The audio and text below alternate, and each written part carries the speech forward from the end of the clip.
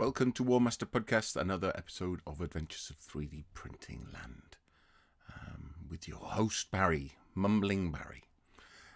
Today we're going to look at a unit of 10mm Skaven.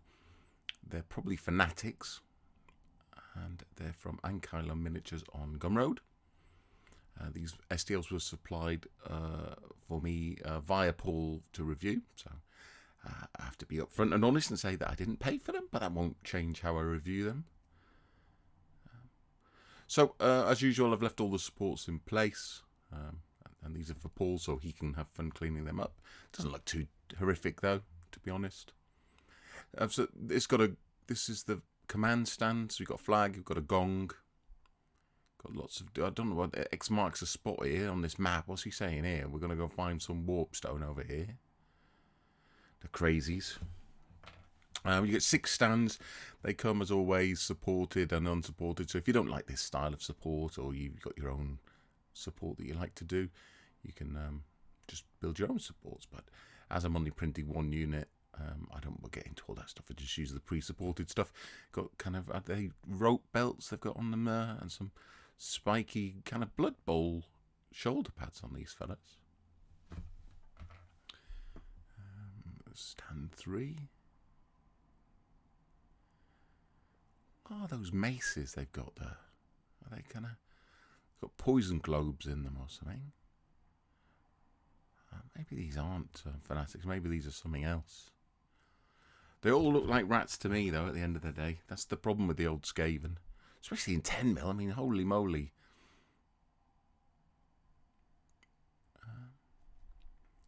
So it used to be a very expensive army to collect Skaven, because in the olden days,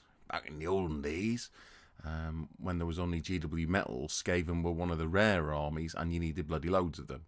So it was beyond the realms, actually, for most people to even contemplate collecting a Skaven army, because if you need, let's say you go for a conservative break of 15, so you need like 30 units, and each of those units was more than £20 potentially.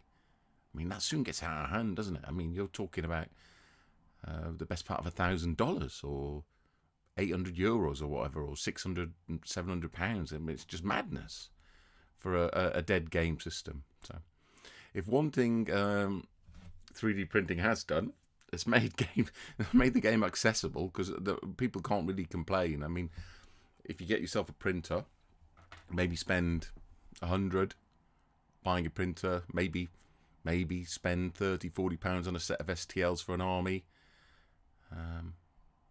and then it's paid for itself already.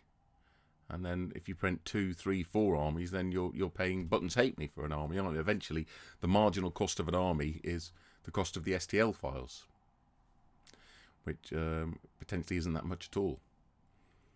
So anyway, I'm not going to talk too much about random nonsense, although it is my forte to talk random nonsense. And this is the final stand. And then the next up, I believe, are assassins, which come different orientation. They're not long orientation, they're like archer orientation. But we'll do that tomorrow. So today, these were Skaven, let's call them Skaven fanatics. I'm not sure they are, but that's what they're going to be called. And until next time, I'll see you later.